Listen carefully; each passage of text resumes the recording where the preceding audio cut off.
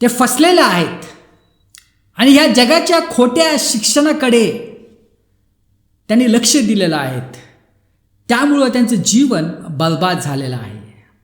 आणि प्रियांनो, दुःखाची गोष्ट अशी की पुष्कळ चर्चेसमध्ये, पुष्कळ मेनलाईन चर्चेसमध्ये या गोष्टी आलेल्या आहेत.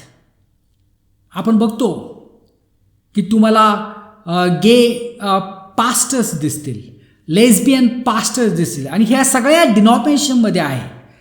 असं म्हणता नाही ना की हा एकच डिनॉमिनेशनमध्ये आहे. सगळ्या जे ख्रिश्चन डिनॉमिनेशन त्यामध्ये पसरलेलं आहे. आणि कुठल्या चर्चेसमध्ये समलिंगीचा विवाह पण केला जातो. त्याला म्हटलं जातं प्रोग्रेसिव्ह चर्चेस.